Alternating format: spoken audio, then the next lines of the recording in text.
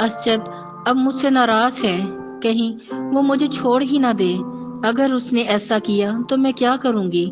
Maha bed پہ ٹیک لگائے اسجد کا انتظار کر رہی تھی۔ بہت ناراض لگ رہا تھا۔ مجھے یہ سب پہلے ہی بتا دینا چاہیے تھا۔ اسجد کہاں جا رہے ہو؟ اسجد کی ماما نے آواز دی تو اسجد چونک گیا جو ماہا کے روم کی طرف جا رہا تھا۔ وہ ماما مجھے لگا ادھر ہے کوئی، اس لیے دیکھنے گیا تھا۔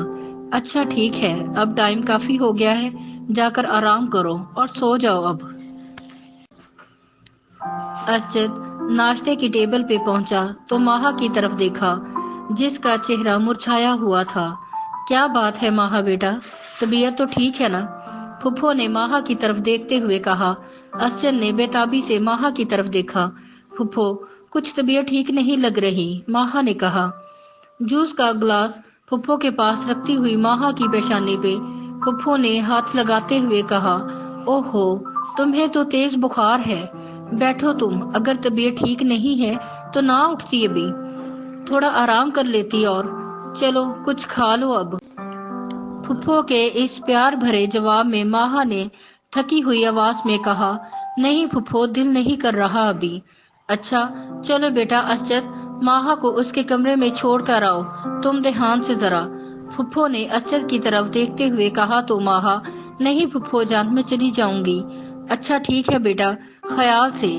اسجد بیٹا ماہا کو ناشتے کے بعد ڈاکٹر سے چیک کرواؤ۔ اسجد جی کہتے ہوئے ناشتہ کرنے لگا۔ ماہا کیسی طبیعت ہے اب؟ پھپھو نے ماہا کے کمرے میں داخل ہوتے ہوئے کہا۔ جی بہتر ہے، ماہا نے دھیرے سے کہا۔ بیگم صاحبہ آپ کے موبائل پہ کال آ رہی ہے، یہ کہتے ہوئے نسیم نے ماہا کی پھپھو کو موبائل پکڑایا۔ پھپھو نے کال ریسیو کی۔ اور کیسے ہیں بھائی صاحب آپ؟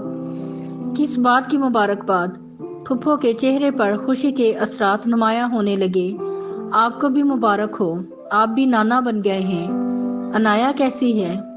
شکر ہے اللہ کا، جی ہم ابھی ٹکٹ کروا لیتے ہیں۔ ٹھیک ہے خدا حافظ، یہ کہتے کال آف کر کے ماہا سے مخاطب ہوئی۔ ماہا مبارک ہو، اللہ نے اسجد کو بیٹا دیا ہے۔ ماہا بھی خوشی سے مسکرانے لگی اور ساتھ ہی خیال میں سوچنے لگی، اسجد میں بھی آپ کی خوشی میں خوش ہوں۔